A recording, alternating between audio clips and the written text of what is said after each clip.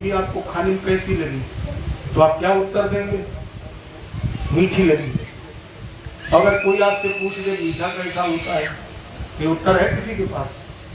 बस यही ब्रह्म की स्थिति है, जिसका आप अपने जीवन में अनुभव कर सके, अनुभूत कर सके, वही सब ब्रह्म है। और उसका अनुभव कब होगा? जब काम बंधन मुक्त हो ही, जब आप काम से मुक्त हो जाएंगे, जब आप बंधन से मुक्त हो जाएंगे, तब आपको ब्रह्म स्वरूप की अनुभूति हो जाएगी। तो ये तुम पथ देने वाली हो भक्ति, ये सारे रास्ते तुमसे जन्म लेते हैं और तुम इतनी दुखी बैठी हो और तुमने कहा कि मेरे दोनों पुत्र हैं। बताओ, भक्ति ने कहा महाराज जी हाँ, इमो में तनयो मतो, ये मेरे दोनों पुत्र हैं, ज्ञान वैराग्य नामानो। एक पुत्र का नाम है ज्ञान, दूसरे पुत्र का नाम वैराग्य, और कलो योगेन झरझरो, ये कलयुग के प्रभाव से जर्जर पड़े हुए हैं, जीर्ण शीर्ण पड़े हुए हैं। मेरा जन्म उत्पन्ने द्रविड़ साहम, मेरा जन्म द्रविड़ देश में हुआ। उत्पन्ने द्रविड़े साहम ब्रध्यम कर्नाटके गता, क्वचित क्वचिन महाराष्ट्रे गुर्जरे जीर्णताम गता। मेरा जन्म द्रविड़ देश में हुआ, बड़ी हुई मैं कर्नाटक में, क्वचित क्वचिन महाराष्ट्र, कहीं कहीं महाराष्ट्र में भी लोगों ने हमारा भरण पोषण किया, मुझे सम्मान दिया, लेकिन गुर्जरे जीर्णताम गता, जब हम तीनों गुजरात पहुंची तो वृद्ध हो गई। तीनों हम कहां वृद्ध हुए? गुजरात केवल प्रदेश नहीं है, गुजरात का मतलब है गुजर गई रात। कौन सी रात गुजर गई? जिसमें जानवरों की तरह पेट तो भर लिया और चारपाई पर पहुंचने के बाद ये भी नहीं कहा प्रभु आपकी बड़ी कृपा हुई जो आज मुझे इच्छा का भोजन मिल गया। दो बार उसे धन्यवाद नहीं दिया, दो बार स्मरण नहीं किया, वही स्थिति हो गई। आहार निद्रा भय मैथुन, जानवर की तरह पेट भर लिया और इसके बाद सो गए, भगवत भजन नहीं किया। और जब तुमने अपने जीवन में भगवत भजन नहीं किया तो फिर तुम्हारे शरीर के अंदर न भक्ति है, न ज्ञान है और न वैराग्य, तीनों जर्जर पड़ी हुई। लेकिन वृंदावनम पुनम प्राप्त, वृंदावन क्या है? ब्रह्म मुहूर्त, सुबह का समय। और जब ब्रह्म मुहूर्त में व्यक्ति जगा तो उस समय इतना सात्विक वातावरण होता है कि कहीं ना कहीं व्यक्ति के, भले वो माला न ले, भले वो जोर जोर से न बोले, लेकिन ये निश्चित है कि नास्तिक से नास्तिक व्यक्ति भी उस समय शांत होगा। चुप वातावरण शांत होगा तो कहीं ना कहीं उसके हृदय में परमात्मा के नाम का दीप जरूर प्रज्वलित हो जाएगा। और निश्चित आज से तुम कभी गौरव देखना, आप गौर करके आप पूरे दिन अपराध करें, शाम को भी आप सो जाए बगैर भजन के, लेकिन जब सुबह उठोगे तो मन एक मिनट के लिए जरूर कहेगा अरे आप बड़ा गड़बड़ हो गया, कुछ कर ही नहीं पाए, स्मरण भी नहीं कर पाए, अपराध भी नहीं कर पाए। तो वो कहीं ना कहीं थोड़ी देर के लिए वैराग्य पैदा होता है, कहीं ना कहीं थोड़ी देर के लिए ज्ञान होता है, कहीं ना कहीं थोड़ी देर के लिए सांसारिकता की निवृत्ति होती है, कहीं ना कहीं उस समय हमारे शरीर के द्वारा प्रायश्चित होता है और प्रायश्चित होने के कारण भक्ति हमारी प्रबल हो जाती है। उस समय तो भक्ति जवान हो जाती है, लेकिन ज्ञान वैराग्य चैतन्य पड़ी रहती है। नारद जी ने कहा देवी चिंता मत करो, केवल एक कार्य करो, वृथा खेद्यसे बाली अहो चिंता तुरा कथम। चिंता मत करो, अगर सारे संशय का निवारण चाहती हूँ, अगर ज्ञान और वैराग्य को चैतन्य करना चाहती हो, तो सबसे एक सरल उपाय बता रहे, श्री कृष्ण चरणाम भोजम स्मरम दुखम गमिष्यति। श्री कृष्ण चरणाम भोजम, भगवान के चरण कमलों का केवल स्मरण कर लो, केवल उनका नाम गा लो। कभी कभी तो हम लोग कहते हैं राम कहो आराम मिलेगा, राम कहो आराम मिलेगा, खाने को बादाम मिलेगा। अच्छा ज्यादा दूर मत जाइए, यही अपने बीच में तुलना कर लीजिए, या हमारा कुछ है जहां हम बैठे हैं, या मेरा कुछ है, न तो मैंने एक पैसा लगाया है, न यहाँ 1 सेंटीमीटर का 1000वां हिस्सा जमीन हमारे नाम है, न कहीं हमारे यहाँ हमने एक अन्न का दाना रखा है। और 7 दिन तक हम आपके धन से, आपके तन से, आपकी व्यवस्था से इतने ऊंचे आसन पर हैं, हम बोल रहे हैं, आप लोग सुन रहे हैं। हम 7 दिन में जो चाहेंगे वो आपको व्यवस्था देनी पड़ेगी। क्यों दोगे? क्या है मेरा यहाँ, क्या है मेरे पास? केवल राम का नाम। कितनी ताकत है उस नाम में, कलिकाल में भी, कलयुग में भी कितनी ताकत है। मेरे पास केवल एक चीज है, राम का नाम। गाता हूं राम का नाम, गवाता हूं राम का नाम, तो खाता क्या हूं? जो चाहता हूं। ये राम कहो, आराम मिलेगा, खाने को पकवान मिलेगा। पूरे दिन भले ही ना मिले, पूरे दिन भले ही ना मिले, व्रत करना पड़े, लेकिन निश्चित शाम मिलेगा। और जब यहां से चलोगे भैया तो जाने के लिए तुम्हें विमान मिलेगा। ये ज्यादा कुछ ना कर सको, राम कहो, आराम मिलेगा। जगाइए 2 लाइनें। तेरी मर्जी का मैं हूँ गुलाम, तेरी मर्जी का मैं हूँ गुलाम, मेरे अलबेले राम, मेरे अलबेले राम।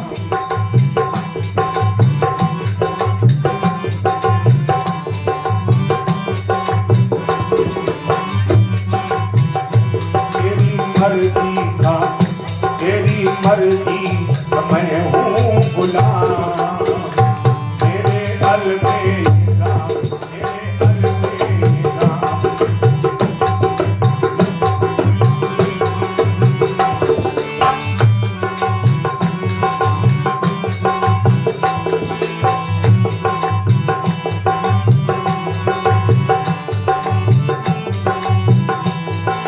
थक भी गया हूँ अपनी अक्कल लगा कर, थक भी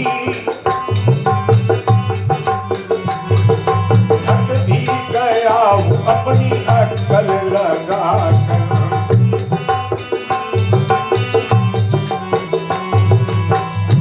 अब संभालो अपना इंतजाम, मेरे अलबेले राम, मेरे अलबेले राम।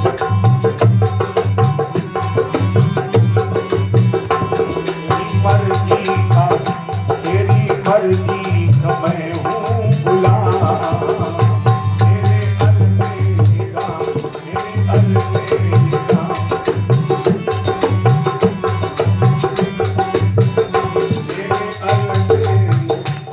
तेरी मर्जी, अब अगर उसकी मर्जी के कुछ होता भी नहीं है, तेरी सत्ता के बिना हे प्रभु मंगल मूल, पत्ता तक हिलता नहीं, खिले न एको।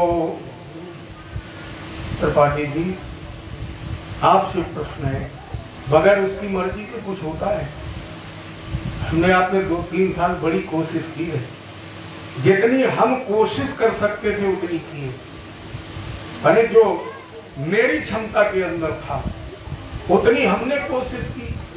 अब इनकी तो क्षमता में पता नहीं, मेरे पास कोई ऐसी मशीन नहीं, कोई यंत्र नहीं है कि आपकी कितनी क्षमता है, लेकिन जो मुझे भाव दिया उससे हम ये कह सकते हैं कि उन्होंने अपनी क्षमता के अनुसार कोशिश की। लेकिन तब तक ये समागम नहीं हुआ जब तक उसकी मर्जी नहीं हुई। और ये मर्जी भी अकारण हुई। मैं समझता हूँ कि शायद इनकी कोई कथा, या तो ये जाने मनी थी नहीं मनी थी, मनी है कि नहीं, ये तो अपने मन की बात जाने, लेकिन ये कथा बिल्कुल हल्के और साधारण तौर पर हो गई। मैं वही तोमर जी के यहाँ कथा कह रहा था, उसी समय की तो बात है। उसके नहीं, उसके पहले थे, मामा की कथा हो रही थी। इसके बाद में दोबारा जब लौट के आया, दोबारा जब लौट करके आया तो वही तिवारी जी बैठे थे। हमारा एक शिष्य जो वर्तमान में भगवान को प्यारे हो गए, लक्ष्मण सिंह, बैठे, चर्चा हो रही। तो मैंने एक इच्छा रखी लक्ष्मण सिंह से कि पता नहीं निवाड़ी में कोई ब्राह्मण मेरी कथा क्यों नहीं कराता है, जबकि सुनते बहुत हैं। तोमर की कथा में शायद निवाड़ी के अधिकांश ब्राह्मण मौजूद थे और ज्यादा से ज्यादा उन्होंने तन से कथा सुनी, ज्यादा से ज्यादा मन से कथा सुनी, ज्यादा से ज्यादा धन से कथा सुनी। और मैं समझता हूं कि ज्यादा से ज्यादा मुझे यश भी दिया लोगों ने। भले बेमन से कहते हो या मन से कहते हो तो अंदर की बात भगवान जाने, लेकिन मुझे सभी लोगों ने यश दिया। और जब मुझे यश मिला तो मैंने क्वेश्चन किया कि जब लोग इतनी मेरी कथा सुनते हैं, इतना मुझे स्नेह देते हैं, इतना आदर देते हैं, इतनी मेरी प्रशंसा करते हैं, तो कोई ब्राह्मण मेरी कथा क्यों नहीं कराता है। तो अचानक हमारे अनिल भैया के मुख से निकला, पंडित जी कोई कराए न कराए, आपकी कथा हम कराएंगे। केवल उतनी ही बात थी, कथा हम कराएंगे। हमने कहा अगर आप कथा कराएंगे तो जैसे चाहेंगे वैसे हम आपको कथा सुनाएंगे। और अच्छी बात यह है कि भगवान की ऐसी मर्जी है कि दोनों व्यक्ति अपने अपने रास्ते पर दृढ़ हैं। नहीं तो जिस तरह मैं कथा कर रहा हूं, मैंने कल भी कहा था कि ये कथा मैं 35 साल पहले कही थी, अब तो हारमोनियम ढोलक वाली कथा ही चली है। तो ज्यादातर कथा वही सब कथा का तो व्यथा होती है। पहले व्यास थे, अब व्यास खत्म हो गए, अब तो व्यवसाय हो गया। पहले व्यवसाय विश्व रूपाय, अब व्यवसाय विश्व रूपाय नहीं, अब व्यवसाय विश्व रूपाय हो गया। खैर, तो ये मर्जी थी ठाकुर जी की, तभी हम आप इस तरह जुड़े। मेरे कहने का केवल उद्देश्य इतना ही है कि जब तक उसकी मर्जी नहीं होती, जब तक वो नहीं चाहता है, उसकी सत्ता के बगैर पत्ता हिलता ही नहीं है। जब वो चाहता, जैसे वो चाहता है, इसलिए श्री कृष्ण चरणाम भोजम स्मरण दुखम गमिष्यति। क्यों न फिर भगवान के नाम का स्मरण करो। कलयुग धर्म न ज्ञान विवेक, कलयुग में न धर्म है, न ज्ञान है, न विवेक है। लेकिन अन्य 3 युगों के बजाय कलयुग में एक बहुत बड़ी उपलब्धि है। राजा परीक्षित ने इसीलिए तो कलयुग को छोड़ दिया। कलयुग को जीतने के बाद भी राजा परीक्षित ने कलयुग को इसीलिए अभय कर दिया कि कलयुग में एक साधारण गुण है। कौन? सतयुग में जो फल मिलेगा आपको तो तपस्या से, त्रेता में जो फल मिलेगा आपको यज्ञ से, द्वापर में जो फल मिलेगा आपको दान से, कलयुग में वो फल मिल जाएगा केवल राम का नाम गा लेने से। नाम ले तो बहुत सिंह सुखाही। इतना सरल है। बाबा क्या लिखे? सादर सुमरन जे नर करही ते गोपद, ये वो भवनित रही। ये भवसागर अथाह है, कोई अंत नहीं बना दिया, उसकी था नाप ले। लेकिन साधक ने कहा कि महाराज जी जब ये अथाह है तो इसको पार कैसे किया जा सकता है? गोस्वामी जी ने कहा भगवान का नाम गाओ। बोले नाम गाएंगे तो पार हो जाएंगे। बोले जो भगवान का नाम गाते हैं उनके लिए अथाह सागर कितना है? बोले जितना गौ माता के खुर रख देने से गड्ढा बनता है, इतना गहरा रह जाता, केवल गाय के खुर के बराबर गड्ढा, पार हो जा। भक्त ने फिर कहा आप ठीक कर रहे हो, गड्ढा समझ के पार करने के लिए प्रवेश कर गए। और जैसे प्रवेश किया अब वो गड्ढा फिर बड़ा हो गया। अरे बीच धार में पहुंच गए और फिर वो अथाह हो गया, तब हम क्या करेंगे? तब कहाँ जाएंगे? तब तो डूबना ही पड़ेगा। गोस्वामी जी ने कहा डूबने और सूखने का काम ही खत्म कर दो। क्या करो? बोले भगवान का नाम गाते जाओ, और जब गाते जाओगे तब क्या होगा? नाम लेत भव सिंधु सुखानी, करहु विचार सृजन मन माही। नाम गाओगे तो क्या होगा? ये सूख जाएगा। फिर ये चाहे 10 मीटर गहरा हो, चाहे 40 मीटर, अब जो पानी एक बूंद आई नहीं, तो आराम से पार कर जाइए। ये श्री कृष्ण चरणाम भोजम, इसलिए भगवान के नाम का स्मरण करो, गाओ। भगवत संकीर्तन प्रारंभ किया, और नारद जी ने ज्ञान और वैराग्य के कान से अपना मुंह लगाया और बुलाया, ज्ञान जागो, वैराग्य जागो। वेद शास्त्र उपनिषद पुराण सब कुछ नारद जी ने सुनाए। एक बार ज्ञान और वैराग्य ने देखा आंखें खोलकर, और फिर उसी अचैतन्य स्थिति में चले गए। नारद जी ने अपने भाइयों से कहा, सनत कुमार जी से, कि महाराज जी जब वो सब कुछ सुनने के बाद अचैतन्य हो गए तो मुझे बड़ी ग्लानि हुई। अब मुझे क्या करना चाहिए? भगवत आराधन किया, चिंतन किया तो एक गगन गिरा हुई, आकाशवाणी हुई कि सत्कर्म करो। अगर ज्ञान और वैराग्य को चैतन्य करना चाहते हो तो सत्कर्म करो। अब हम खिन्न मन से उसी सत्कर्म की तलाश में जा रहे हैं। तो मिल गया कि सत्कर्म करो। अब हम क्या करें? कौन सा ऐसा कार्य करें जो सत्कर्म हो, जिससे ज्ञान और वैराग्य की जागृति हो जाए? इसलिए हम बड़े उदास मन से जा रहे हैं। सनत कुमार आदि ऋषियों ने कहा, भैया सबसे बड़ा सत्कर्म इदम भागवतम नाम, भागवत नाम की कथा का आयोजन करो, श्रीमद् भागवत की प्रतिष्ठा करो, इसकी कथा सुनो और सुनाओ। नारद जी ने कहा, भाई साहब सुनिए, मैंने क्या सुनाया है। वेद वेदांत घोषस्यैव गीता पाठे प्रबोधितम। मैंने गीता, शास्त्र, पुराण, उपनिषद, यहाँ तक कि वेदों का भी हमने उद्घोष कर दिया, वेदांत भी दे दिया। अब आप कह रहे भागवत जी की कथा सुनाओ। शनकादिक ऋषियों ने कहा कि जो कुछ अभी तक सुनाया है ये सब मट्ठा है, अब क्या सुनाओ? इदम भागवतम नाम पुराणम ब्रह्म संहितम भक्ति ज्ञान विरागाणाम स्थापनाय प्रकाशितम।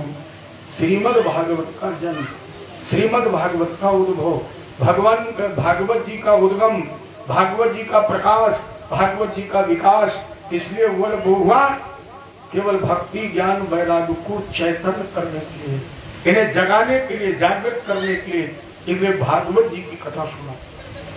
स्थिति कैसी है? जैसे हम आप गौ का दोहन करते हैं तो एक ही चीज तो मिलती है, दूध। और दूध जब हम रात में मिट्टी के बर्तन में जमा देते हैं, इकट्ठा कर देते हैं, तो उससे क्या बनता है? दही। हालांकि दूध का रूप परिवर्तित हुआ, एक ही चीज आपको मिली, दूध से दही। लेकिन दही में जब आपने प्रयत्न किया तो आपने उससे दो चीजें बना दी, एक बन गया मट्ठा और दूसरा बन गया मक्खन, घी। दोनों दूध ही से तो मिली है। मट्ठा भी दूध से बना है और घी भी दूध से बना है, लेकिन दोनों की मात्रा में अंतर है, दोनों के स्वाद में अंतर है, दोनों की कीमत में अंतर है, दोनों की ताकत में अंतर है, दोनों के रंग में अंतर है। दूध से ही मिला है। तो अभी तक जो तुमने सुनाया है ये सब कुछ मट्ठा बन गया है। लेकिन वेद व्यास जी ने भक्ति ज्ञान वैराग्य की मथानी से मत कर उन वेद रूपी दत्त से जो मक्खन निकाला है वो इदम भागवतम नाम, ये मक्खन है भागवत। ये अभी तक मट्ठा पिलाया है, अब उन्हें भागवत रूपी मक्खन का सेवन कराओ। अब इसकी दूसरी तुलना हो सकती है गन्ने से। जैसे गन्ने की पहली गुइया आपको खट्टी लगती है, लेकिन जैसे जैसे आप नीचे की तरफ बढ़ेंगे मिठास बढ़ती जाएगी। लेकिन ये कभी ना भूलना चाहिए कि जब तक पहली पोर का निर्माण नहीं होगा, जब तक पहली गुइया नहीं बनेगी, तब तक आखिरी वाली बन जाएगी। जब तक खट्टा नहीं मिलेगा तब तक मीठे का आभास नहीं होगा। और इस कथा को ज्यादा से ज्यादा सुनो, जब मिले, जहां मिले, जैसे मिले, जितनी मिले। ये मत सोचो कि 4 घंटे मिल जाए, नहीं, 4 मिनट भी मिल जाए बहुत। केवल उसका पावर हो, केवल उस पावर को ग्रहण करने की क्षमता हो। और 4 घंटे तुमने सुनी, मन 1 सेकेंड भी नहीं रहा, मन वहां रहे। 4 मिनट सुनो, केवल मन वहां लगा करके सुनो। कैसे? तीसरी तुलना करिए आम के फल से। अगर आपके से पूछा जाए आम के गूदे में स्वाद है कि आम की गुठली में स्वाद है, अगर आपसे पूछा जाए कि आम के गूदा में स्वाद है कि आम की गुठली में स्वाद है, तो क्या कहोगे? गूदे में स्वाद है। मेरी समझ में गलत है। अगर गूदे में स्वाद है तो फिर आम की गुठली को 20 बार मुंह में क्यों डालते हो? तो उसका गूदा निकाल के खा लो, गुठली फेंक दो। इसके मतलब गूदे में स्वाद नहीं है, असली स्वाद भैया आम की गुठली में है। सब कुछ खाने के बाद भी गुठली को कितनी बार आप मुंह के अंदर डालते निकालते हैं, और गौर करना आम का गूदा आपको एक ही स्वाद देगा, लेकिन गुठली आपके मुंह में जितनी आज तक न किया होगा अनुभव करना, जितनी बार गुठली आपके मुंह में जाएगी उतनी बार आपको नया स्वाद देगी, नया आनंद देगी। और इतना स्वाद देती है, इतना गुठली आनंद देती है कि मेरी समझ में फेंकते फेंकते भी लोग, हाँ यही भगवान की कथा है। जितने नहीं सुनी है वो कभी सुनेगा ही नहीं, उसे स्वाद ही नहीं मालूम है, वो जानते ही नहीं है। आप केवल एक रामायण की चौपाई, ज्यादा नहीं, भागवत जी का एक श्लोक, आधा श्लोक, चौथाई रामायण की चौपाई दिन में 75 बार पढ़े, मत पढ़ो पूरी चौपाई, केवल एक अर्धाली आप 10 बार दिन में पढ़ें, मन लगा के पढ़ें, विवेक का प्रयोग करें, आपको हर बार नया उत्तर देगी, हर बार आपको नया स्वाद देगी, हर बार आपको नया आनंद देगी। ये उसी तरह जैसे आम की गुठली बार बार स्वाद देती है, उसी तरह सुनो भगवान की कथा, जितनी बार सुनोगे, जितनी बार पढ़ोगे, जितनी बार कहोगे, तो हर बार तुम्हें नया सुख, नया आनंद की अनुभूति करा देगी। लेकिन अब इसके अधिकारी कौन है? राम कथा के कई अधिकारी, जिनके सत्संगत अति प्यारी, जिन्हें सत्संग प्यारा है वही राम कथा के अधिकारी हैं। और मेरी समझ में जितने लोग यहाँ बैठे हैं, ये कहीं निवाड़ी में कथा होती होगी तो जरूर सुनने जाती होगी, निवाड़ी में नहीं, 2-4 कोस में अगर कथा सुन होती होगी तो जरूर जाते होंगे, क्योंकि उन्हें कथा सुनने का अभ्यास। तो बहुत लोग ऐसे भी होंगे ये सोचे वो ज्यादातर तो चूंकि भक्तों की संख्या कम होती है। अभी जैसे हम सड़क पर निकले तो लोग पूछेंगे महाराज जी कहाँ हो, बताया तो कुछ लोग ऐसे मिलेंगे जो ये नहीं पूछेंगे कथा किस समय होती है, ये पूछेंगे तो भंडारा किस दिन है। उनका केवल भंडारे में मन लगा है, भंडारा कब है, भगवान की कथा से मतलब नहीं है। ये जब मिले, जहां मिले, जैसे मिले, जितनी मिले, पुनरुक्त ज्यादा से ज्यादा इसे सुनिए, क्योंकि सारी व्याधियों की दवा है। परिणाम स्वरूप एक स्थान चयनित किया गया हरिद्वार में, गंगा जी का किनारा। अब यहाँ तो ज्ञान गंगा भी है, मुक्ति गंगा भी है, सत्संग गंगा भी। और जब 3 गंगाएं बहेंगी तो 3 ही तो बैठे हुए हैं वहां मरीज, भक्ति, ज्ञान और वैराग। लेकिन वेद व्यास जी ने यहाँ भी बड़ी बुद्धिमानी की है, हरिद्वार नहीं लिखा, क्योंकि संत जितनी भी बात करता है वो निर्विवादित करता है। इन्होंने सोचा कहीं विवाद ना हो जाए, हमने हरिद्वार लिख दिया तो हरि और हर, कहीं ये वैष्णव और शैव विवाद ना खड़ा कर दे। ये क्या लिखा, बोले गंगा द्वार समीपे तू, गंगा द्वार, गंगा जी जहां से प्रकट होकर के निकल रही है, यही पर आनंद तट है।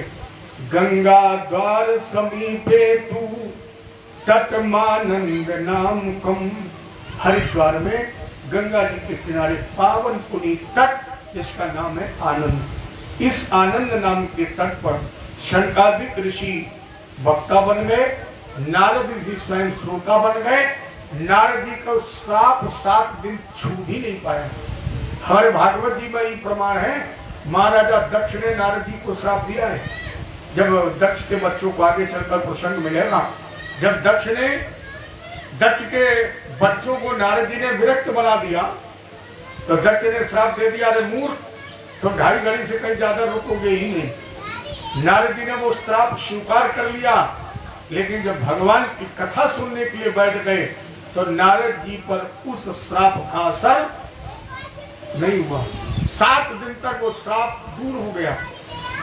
ये मेरा निवेदन, अगर कहीं इस तरह के श्रापित भी हैं तो क्यों न भगवान की कथा में जुड़ जाओ, फिर वहां ये व्याधियां आपको परेशान नहीं कर सकती। तो नारद जी श्रोता बन गए। अब इस कथा के 2 मुख्य बिंदु हैं। पहला बिंदु, जिनके कल्याण के लिए कथा का यह अनुष्ठान किया गया है, आयोजन किया गया है,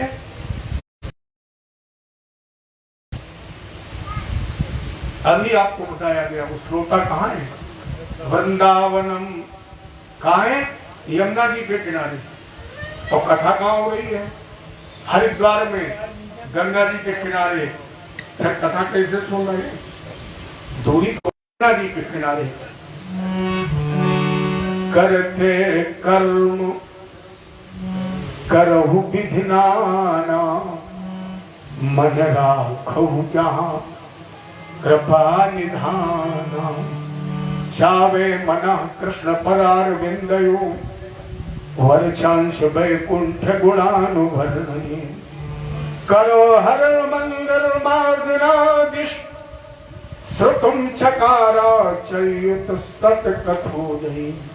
चावे मना, मन भगवान के चरणों में लगा है। अरे मन से कदा सुन रहे, मन से ही। अरे जब से आई व्यासपीठ में तब से एक ही बात तो कह रहे, मन से सुनो, तन से मत सुनो, मन से कथा सुनो। तो मन से इन्होंने कथा सुननी प्रारंभ की। अब कथा में श्रोता कैसे आई, ये इस कथा का दूसरा बिंदु है। उस समय वहां चावल नहीं बंटवाए गए, पर्चे नहीं बंटवाए गए, विज्ञापन नहीं निकाला गया, प्रचार प्रसार नहीं हुआ, कोई शोभा यात्रा नहीं निकाली गई, कोई चर्चा नहीं हुई, केवल सीधे सीधे कथा का आयोजन हुआ। आज भी आपके इसी निवाड़ी में कुछ लोग ऐसे होंगे जो ये ढूंढा करते होंगे कि आज कथा नहीं मिली, कहीं हो रही हो तो चलो 10-5 मिनट सुन लें। क्या कहीं महेवा एरीपुर मार्केट में भी गए होंगे और उन्होंने सुना होगा कथा हो रही तो 10-5 मिनट बैठ गए होंगे। ऐसे 10, 20, 50 लोग इस गांव में जरूर होंगे। कुछ ऐसे लोग भी होंगे जिन्होंने आज तक पंडाल में पैर ही नहीं रखा होगा। जिंदगी बीत जाएगी, कभी नहीं रखेंगे। अब कुछ ऐसे होंगे भागवत नहीं मिलेगी तो बोले चलो अखंडी रामायण में चलते हैं, वो भी नहीं तो कहीं मंदिर पर बैठ के बोले 2 चौपाइयां रामायण, कुछ ना कुछ। ऐसे बहुत लोग होते हैं जो भगवान से जुड़े ही रहते हैं, जो ढूंढा करते हैं कि कब मुझे सत्संग मिले। तो जैसे इस कथा का आयोजन हुआ, श्रोता कैसे आ गए? भृगुरु वशिष्ठ च्यवनश्च गौतम, साधारण श्रोता नहीं आए। भृगुरु वशिष्ठ च्यवनश्च गौतम, त्वमेवातिथिर देवल देवरातो, रामस्तथा गाधसुतश्च शाकलु, मृकंड पुत्रा त्रिजपिपलादा। कौन आए? भृगु वशिष्ठ च्यवन गौतम मेवातिथ देवल देवराज इंद्र प्रमथ मरकंड मरकंड पुत्र मार्कंडे पिपलाद। ये सब संत शरकादिक ऋषियों ने कहा दुर्लभैव कथा लोके श्रीमद् भागवतोद्भवा, कोट जन्म समुत्थेन। ये बहुत दुर्लभ है। और कब मिलती है? बोले पुण्येन वतु लभते कोटि जन्म समुत्थेन। जब किसी जीव के कोटि करोड़ों जन्म के पूर्ण उदय पाप नष्ट तदा भागवतम लभे, तब भागवत जी की कथा का लाभ प्राप्त होता है। तो जैसे उस दुर्लभ कथा का शुभारंभ हुआ, 7वें दिन कथा का विश्राम हुआ। अब यहाँ एक रामायण से कल की तरह एक तुलना और करिए। श्रीमद् भागवत में अगर 7 के अंक का महत्व है, ये जो कथा आप सुन रहे हैं, इस समय नारद जी का जो प्रसंग चल रहा है, ये कितने दिन चला? 7 दिन। राजा परीक्षित ने को श्राप कितने दिन का लगा? 7 दिन का। कितने दिन कथा सुनी? 7 दिन। क्योंकि हमारे जीवन में भी है 7 दिन। उसी प्रकार रामायण में कांड कितने हैं? 7। कोई अंतर नहीं है। और मंगलाचरण के आप श्लोक गिन करके देखना, मंगलाचरण में श्लोक भी है 7। क्योंकि 7 दिवस के बीच में होगा मरघटवास, और सोने सी काया जले कोई न होवे पास। तो जीवन में 7 दिन का ही महत्व है। जैसे 7वें दिन कदा का विश्राम हुआ, महात्माओं का आश्चर्य हो गया, बनमाली घनश्यामा। 7वें दिन कथा का विश्राम हुआ तो एक सूर प्रकट हो गया, और वो सूर था कैसे? कोट सूर संप्रभ। इससे जो आभा निकल रही थी, जो तेज प्रकाश निकल रहा था, इस प्रकाश के सामने करोड़ों सूर्य का प्रकाश भी नगण्य था। दूसरी विशेषता क्या थी? बोले इस सूर्य के निकलने से ताप मिलता है, और उस कथा में जो आज सूर्य निकला है वो ताप नष्ट कर देता है। वन श्याम है, बनमाली घन श्याम पीत कांची कराप रुचरो ललशन मुकुट कुंडला। जिनके कानों में मकरक कुंडल बिजली की तरह घूम रहे। भक्ति ज्ञान और वैराग्य के शरीर में चैतन्यता आ गई। नृत्य करते हुए यही गंगा जी का दर्शन किया। उस समय भगवान ने सुखदेव जी से एक वचन दिया। सुखदेव जी राजा परीक्षित के सामने 7 दिन क्यों रुके? कि भगवान ने पहले ही वचन ले लिया था सुखदेव जी से कि महाराज जी, आने वाले समय में मेरे परम भक्त को श्राप लगेगा, उस श्राप से मुक्ति देने के लिए तुम्हें उस स्थान पर 7 दिन तक रुकना पड़ेगा। तो सुखदेव जी ने ये भक्ति ज्ञान वैराग्य के साथ भगवान को वचन दिया था। श्रीमद् भागवत के एक श्लोक में भक्ति ज्ञान वैराग्य को बसा दिया, इस वरदान के साथ कि जहां भी इस ग्रंथ की प्रतिष्ठा होगी वहां पर भक्ति ज्ञान वैराग्य तुम्हारा नृत्य होगा। भक्ति ज्ञान वैराग्य तुम चैतन्य रहोगी, तुम जवान रहोगी। अब यहाँ एक प्रश्न उठा कि अब इस कथा को सुनने का अधिकारी क्यों नहीं? कौन इस कथा को सुन सकता है? तो हमारे भागवत जी की यही एक विशेषता है, इसे ब्राह्मण क्षत्रिय वैश्य शूद्र, अधम निराधम महाधम, यहां तक कि प्रेत भी सुनता है तो कल्याण होता है। क्योंकि भागवत धर्म